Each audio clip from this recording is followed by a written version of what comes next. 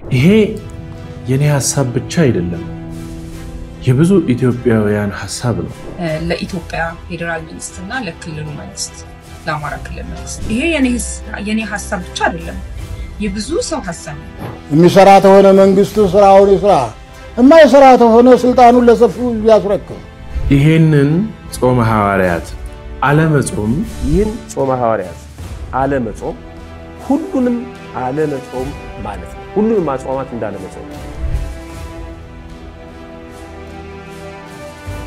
ሰላም ጤና ይስጥልኝ ውድ የተከበራችሁና የተወደዳችሁ የክርስቶስ ቤተሰቦች እንዲሁም የግዕዝ ሚዲያ ቤተሰቦች እንደምን ሰንብታችኋል እንዴት ናችሁ ደህና ናችሁ ወይ እግዚአብሔር የተመሰገነ ይሁን እኛ እጅግ በጣም ደህና ነን እንግዲህ ሰሞኑን በደንብ ወደ እናንተ እየመጣሁ ነው ዛሬም አዳዲስ የሆኑ ወቅታዊ የሆኑ መርሃ ግብሮችን ይዤላችሁ መጥቻለሁኝ ያያችኋቸውንና ደግሞ ሌሎችንም ጨምሬ ወደ እናንተ ይዤላችሁ ቀርባለሁኝ እኔ ዲያቆን አቤሜሌክ ነኝ ወደ እናንተ አዳዲስ የሆኑ መረጃዎችን ይዤ ቀርባለሁ ይሄ ቪዲዮ ታዲያ ለእናንተ ለመጀመሪያ ጊዜ ከሆነ የመጣው ሰብስክራይብ እያደረጋችሁ ቤተሰብ ትሆናላችሁ ማለት ነው አድማጭ ተመልካቾቼ ሁሌ የምትከታተሉኝ ደግሞ ያስለመዳችሁኝን ያቺው 2000 ላይክ ታደርጉልኛላችሁ ማለት ነው እና በጣም አመሰግናለሁኝ በቀጥታ ወደ መርሃ ግብራችን እንሂድ ሐሳብ አስተያየቶቻችሁን በኮሜንት ላይ ለማሳወቅ ሞክሩ ወደ መርሃ ግብራችን እኔ በዚህ ዘመን ራሱ አንድ ገዳም ላይ ማውቃቸው አባታል እስከ 6 ሰዓት ይጸልዩና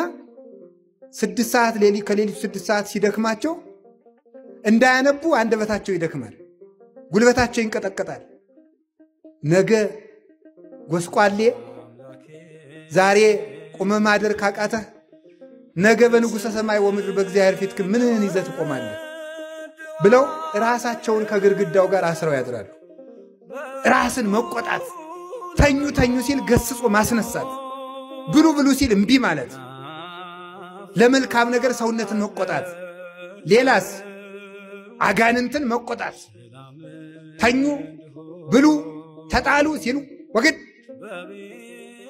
መብል ሰጣለው ሃይማኖትን ካድ ለኔ መብል የክርስቶስ ነው ልብስ ሰጣለው ሃይማኖትን ካድ ለኔ ልብስ የክርስቶስ ነው በሰላም አኖርሃለሁ ለኔ ሰላም የክርስቶስ ነው መታከሚያ ሰጣለው ለኔ ጤና የክርስቶስ ነው ቤት ሰጣለው ለኔ ሀገር የክርስቶስ ነው ብሎ አጋንንትን መቆጣት ለሚያቀርበው ነገር መልስ መስጠት ለአባታችን የኔታ አባ ገብረ ኪዳን ቃለ ሕይወትን ያሰማልን አይደል እግዚአብሔር የተመሰገነ ይሁን እንግዲህ በዚህ ጊዜ ሁለት ነገሮችን እንሰማለን አሁን ባለንበት ወቅት እንደወረጋ ብለን እናዳምጠው ስላሰብኩኝ ነው እጅግ በጣም ያስከፉን ጥቁር ያስለበሱን አባቶች እንዲህ ደግሞ በዚህ ጊዜ አሁን ላይና ዛሬ እንደና አባዳነ ያሉ ሰዎች አሉ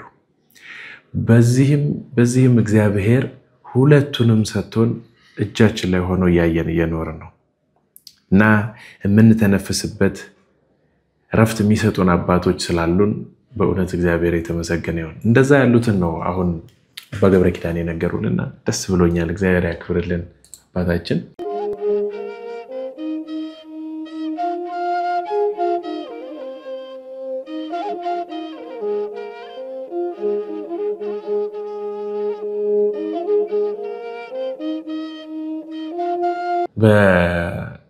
በኦርቶዶክስ ተዋህዶ ቤተክርስቲያን ውስጥ ሆናችሁ ሌላ የእምነት ድርጅቶች ከደገፏችሁ እናንተ ጋር የሆነ ችግር አለ ማለት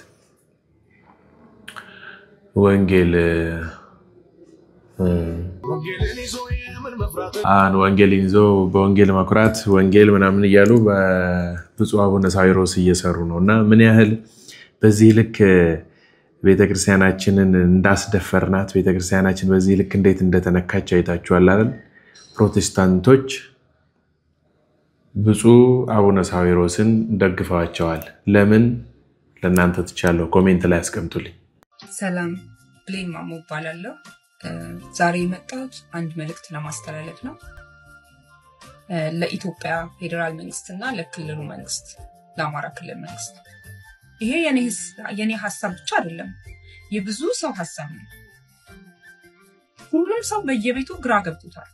ስልጣን ላይ ያላችሁት ለማን ነው? ለህዝቡ አይደለ ወይ? ለምንድን ነው የምንጨነቀው?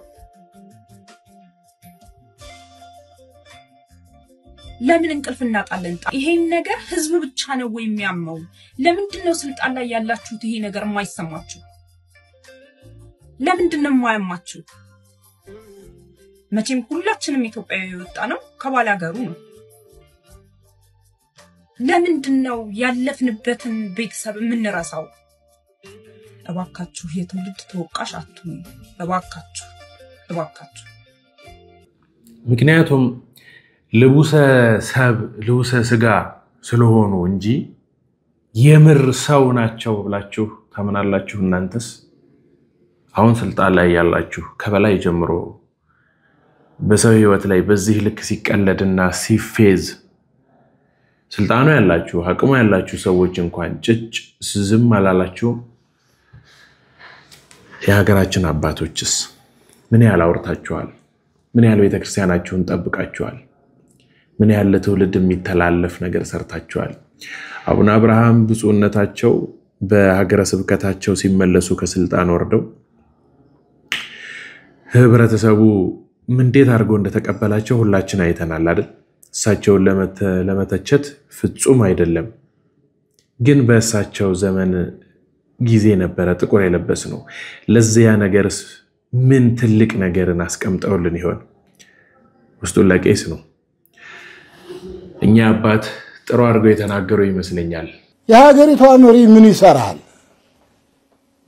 ማን ሊጠብቅ ነው የተሾመው? እኛን እኮ ነው የሚያገለግለው። በእኛ ላይ እኮ ነው ስልጣኑ። እኛ ተለለን እኮ ቤተክርስቲያኗ ተለለች፣ መንግስት የለም፣ የመንግስት ስልጣን የለም።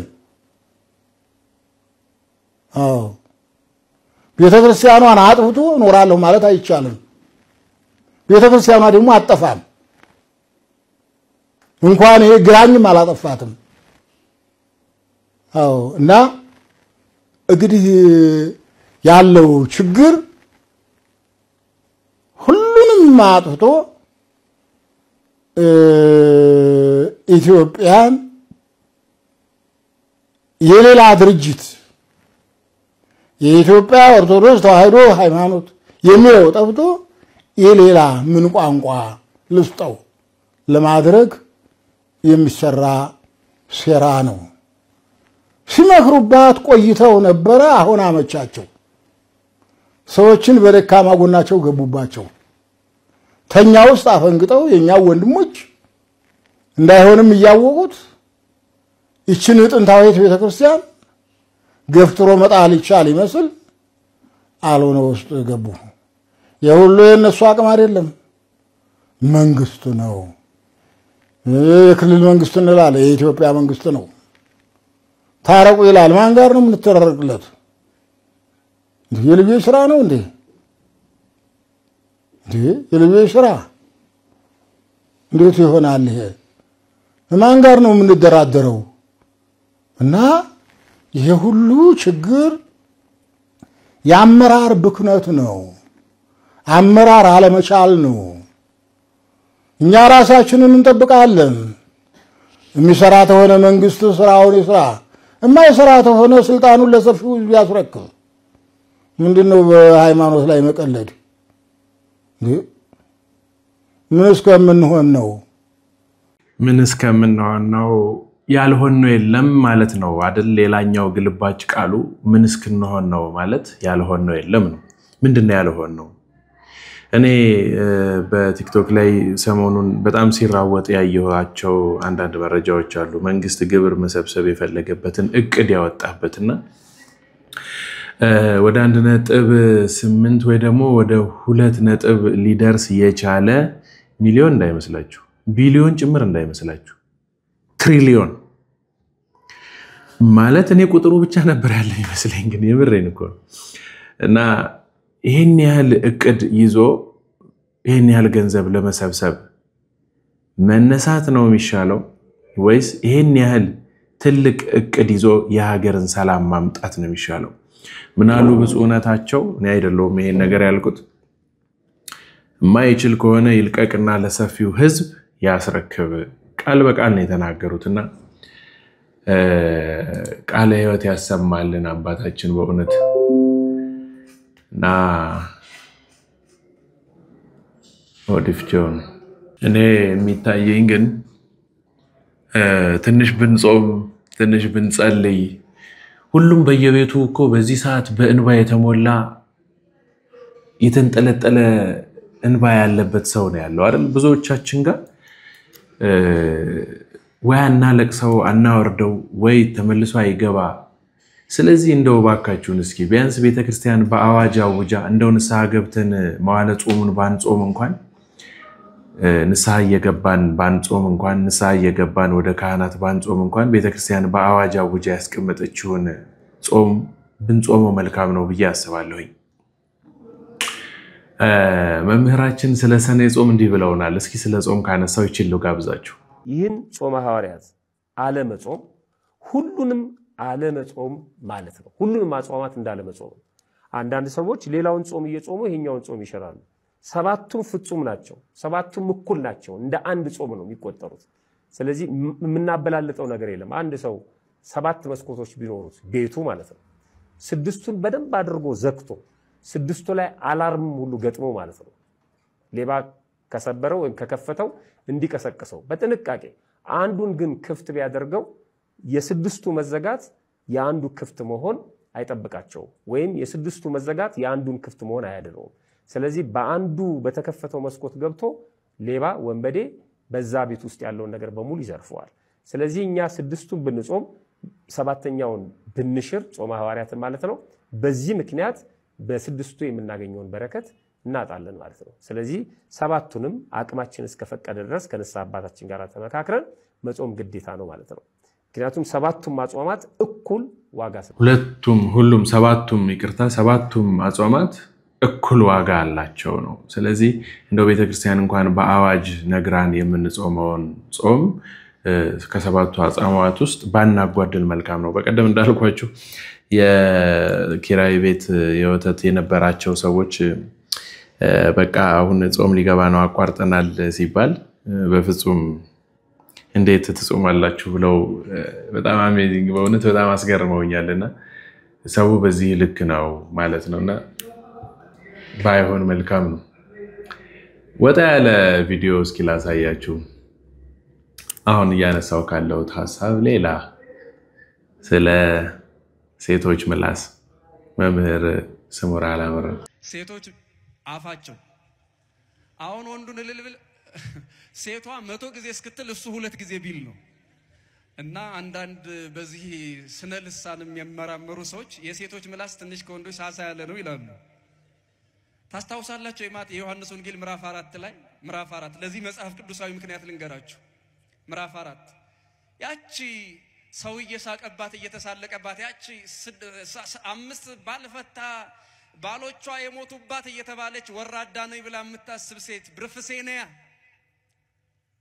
ውሃ ልትቀዳ 6 ሰዓት ላይ መጣች ክርስቶስ አምላኳን አገኘችው እና ብቻዋን አስተማራት ክርስቶስ አምላካችን ይገርማቸዋል ብዙ ጊዜ ለወንጌል ልምምድ ሐዋርያት እየሄዱ ያስተምሩ ነበር ከዕለተ ጰራቅሊጦስ በፊት መንፈስ ቅዱስ ወደ እነሱ ከመውረዱ በፊት ሐዋርያት ብዙ ጊዜ የወንጌል ልምምድ ሄደው ጌታ ሆይ አሳምነን መጣናል አሉ አጋንንት በስምህ ተገዝተውልን ደስ ብሎናል እና ደስ ይበልህ አሉት ክርስቶስን በዚህ ደስ አይበላችሁ ነው የተባሉት ያመጡት ምንም የለወጡት ህይወት አልነበረም ይህች ሴትስ ወደ ሰማርያ ሄደች እንስራዋን ጥላ ታውቃላችሁ የአገሩን ህዝብ ገልብጣ ነቅላ ይዛው ነው ወደ ክርስቶስ የመጣች እኔ የሴቶች ምላስ እንዴት ብላ እንደተናገረች ምን ብላ እንደሰበከች እግዚአብሔር ይወቀው እስከዛሬ አልገባኝም ትንሽ ቢጽፍልን ኖሮ ዮሐንስ ጥሩ ነበር ከሷም እንወስደው ዕውቀት ነበር ምን ብላ ተናገራቸው ነው ግን እና ሴቶች በጣም ነገር ያዳርሳሉ ሐሜትም ሲሆን ኢንተርኔት በሉት ምላሳቸው ብቻውን ብርፍሴንያ በጣም ትልልቅ ነገሮች ተመራያለሁ አሁን ከዚህ አብረን የተማርነው በእውነት እኔም በደንብ አልሰማሁትም ነበር ጫፏን ነበር ያየኋት ብርፍሴንያ የምትባለው ያቺ 5 ባሎች የሞቱባት ሴት እና እስኪ ሴቶች ልካችሁን አሳዩን እስኪ በዚህ ልክ ከተመሰከረላችሁ ይሄንን ቪዲዮ ለምትችሉት ሰው ግልብጥ ብሎ ይሄንን ቪዲዮ እንዲመለከት የምትችሉት ሴቶች ናችሁ ኃላፊነት እየተሰጣችሁ ያለው በዚህ ሰዓት ለብዙ ሰው አዳርሳችሁ አድርሻለሁ ለአንድ ሰው ለሁለት ሰው ልክ ያለው ለሶስት ሰው ለአራት ሰው ልክ ያለው ሰብስክራይብ አድርግ ያለውኝ ላይክ አድርጌን የተመለከትኩት ይያላችሁ በኮሜንት ላይ አስቀምጡልኝ ለአንድ ሰው እንኳን ላቁ ተመስክሮላችኋል ብሩፍሴኒያ ልክ የሷን አይነት ከተማ ውስጥ ያለውን ህዝብ በሙሉ ግልብጥ አድርጋ ይዛ መጣ አምላኳን ልታሳያቸው ይዛ እንደመጣች ይሄንን ቪዲዮ እናንተም ለብዙ ሰው እንዲደርስና እንዲማሩበት እንድታደርጉልኝ ነው እና ሴቶች አቅማችሁን አሳዩኝ ስለ ሴቶች ይሄን ያህል ካነሳውኝ አባ ገብረ ኪዳን ስለ ወንዶች ያሉትን ለምን አልነግራችሁ እስኪ ስለ ወንዶች ማን ዳሳል ነገር አሁን ጸጉር ማሳደግ ምን እንደሆነ ታውቃላችሁ በጣም የሚገርም ነገር እኮ ነው ቅዱስ ጳውሎስ ጸጉር አታሳድጉ አንደኛ ጴጥሮስ ምዕራፍ አንደኛ ቆሮንቶስ ምዕራፍ 11 ላይ ጸጉሩን መላጨት ለወንድ ልጅ ውርደቱ ነው ለሴት ልጅ ተፈቅዷል ይላል ስለዚህ ጸጉሩን አሳድጎ ፈትሮ የሚሄድ ወንድ ምንድነው ትርጉሙ ሴት ነኝ ይያለ ነው ማለት ሴት ነኝ አንተ እንዴው ካይደረስ እኮ ነው በእውነቱ ማለት ሴት አይደለም ስለዚህ ጸጉራችሁን አንጀርጋችሁ የምትሄዱ ወንዶች ባካችሁን ያንን አይቶ ሌላ ነገር እንዳይጨምራችሁ ይሄን ያህል ትጋታችሁን አይቶ ሌላ ነገር እንዳይጨምር እንደዚህ አይነት ነገሮች በብዛት በኮሜንት ላይ ሰማለሁ ብዙ ጊዜና ይሄንን ትጋትህን አይቶ እንትን እንዳይጨምርልህ ምናምን ያው የሴቱን የተነካካ ነገር ማለት ነው ሴታዊ የሆነ ነገር ማለት ነው እና እንደዛ ይላሉ ብዙ ጊዜ እና ባካችሁን እንዴ ተንጨብራችሁ ወይም ደግሞ አንጀርጋችሁ እንደ ሴቶቹ ጉንጉንም ጭምር ተሰርታችሁ የምትሄዱ ሰዎች በተቻላችሁ አቅም ከዚህ ነገር ብትቆጠቡ መልካም ነው ይሄ ነገር አልተፈቀደም ለነማ ለወንዶች ሴት ግን ማጌጫዋ ነው ውበቷ ነው ደምግባቷ ነው ተብሏልና ወንዶች ወንድነታችሁን የሚያረጋግጥ ነገር ወይ ደግሞ ወንድነታችሁ የሚገልጸው ነገር ብቻ ብታደርጉ መልካም ነው ለማለት ነው እና ተረጋግተን አንድ ቤተ ክርስቲያን ይቅርታ አንድ ትምህርት ቤት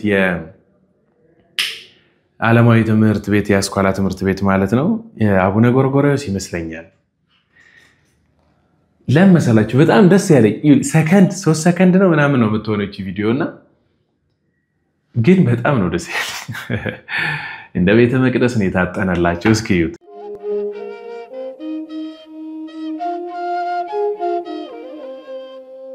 ወይ ለምሳወጣው ነው እንግዲህ ኤዲተር ይሄንን ነገር እዚህ ጋር ደጋግማ አሳይልኝ በእውነት በጣም ነው ደስ ያለኝ ወይ ለምሳወጣው ነው ወይ ሰልፍ ላይ ናቸው እንግዲህ ወይ ሌላ ክፍል ሄደው ነው ግን በቃ ልጆቻችን የሚማሩበትን ስፍራ እንደው ርኩሳን መናፍስት እኮ በደንብ ይጎበኛቸዋል አይደል አንዱ ላንዱ እኮ ይቀናል አንዱ ላንዱ ቀንቶ እኮ ኃጢያትን ያደርጋል ይመቀኛል ያጠቃልም ጭምር እኮ አይደል እና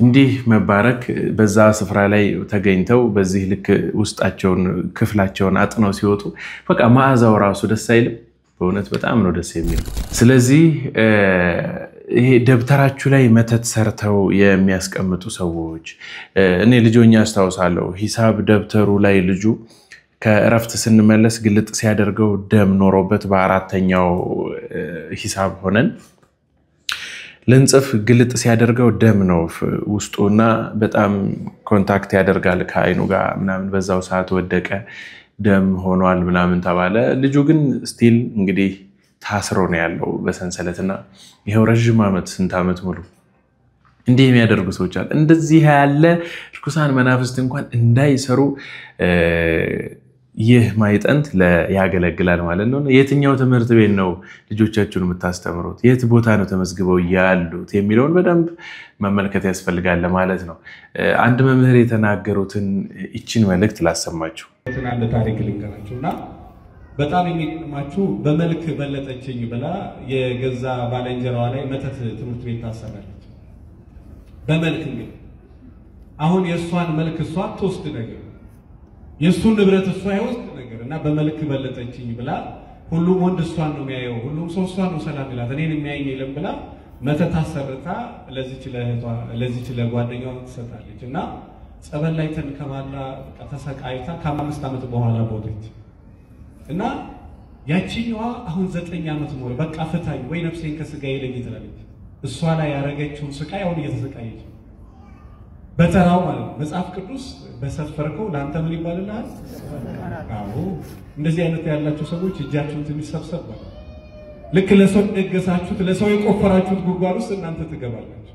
እሷ አሁን ያቺማ ሞታለች እኮ ከእግዚአብሔር እቅፍ ጋር ነች። እቺ ግን በየቀኑ ትላለች እኔ እቺን አግኝቼ ስላወራሁ እኔ ነኝ እንደዚህ ያደረኩባትና እግዚአብሔር ነፍሴን ከስጋዬ ያለ ብዙ ጊዜ አንቅ ያለው ራሴ መርዝ ጠጥቻለሁ መሞት አቃተኝ እና እሷን በሞት ግልጋል ያው በቁሜ ግን እየሞትኩ ነው ትላለች። እና ይሄ ፊቷ ላይ ብታዩ እኔ ዘገነነኝ ፊቷን ሳይ አጥንቷ ብቻ ነው የቀረው። እና እንደው የሰው ህይወት የምታበላሹ ሰዎች እመኑኝ የጊዜው ምናልባት አልደረሰ ቢሆን እስከዛ ድረስ ብሉ ጠጡ። ጊዜው ከደረሰ ግን እናንተ የደገሳችሁትን እናንተ ያስለቀሳችሁ ደግሞ መልሶ መክፈል ይመጣል። ስለዚህ አሁን ይቺ ልጅ እንዳያችሁት ወይ እንደሰማችሁት እድሜ ዘመኗን በሷ በቆፈረችው ጉድጓድ እሷ ገብታበት ነው እንግዲህ በዚህ ልክ እየተሰቃየች ያለችው። ባክን ፍታኝ ነፍሴን ከስጋዬ ለያት ያን በጣም ተሰቃይታለች ማለት ነው። እንዲህ ያሉ ክፋቶችን ከልባችን አንቅተን የዲያብሎስ የስር ልጁ የሆነን ሰዎች አለን። ብዙ ጊዜ ግን ተፈጥሯችን በእግዚአብሔር እጅ የተሰራ የምርም ደግሞ ኦርቶዶክሳዊ ቤተሰብ ኖረውን በ40 እና በ80 ቀን ተጠምቀንም ይሆናል። ግን ስናድግ ራሳችን በራሳችን ላይ በቅናት መንፈስ የምንጭ ነው ኃጢያት እዚህ ድረስ አድርሶን የሰው ልጅ አታክ ለማድረግ እንሞክራለንና ከዚህ ነገር እግዚአብሔር ይሰውረን ለማለት እወዳለሁ። ተዘጋጅተው የቀረቡላችሁ የዛሬዎቹ ቪዲዮዎች እነዚህን ይመስላሉ። በሌላ መርሃ ግብር ተገናኝተን ዳግም እስከምንማማር ድረስ ቸር እግዚአብሔር አምላካችን ሀገራችን ኢትዮጵያን ሃይማኖታችን ኦርቶዶክስ ተዋሕዶ ቤተክርስቲያንን እቅፍ ድግፍ አድርጎ ይጠብቅልን። ስብሐት ለእግዚአብሔር። ሰላም ቆዩ። ቻው።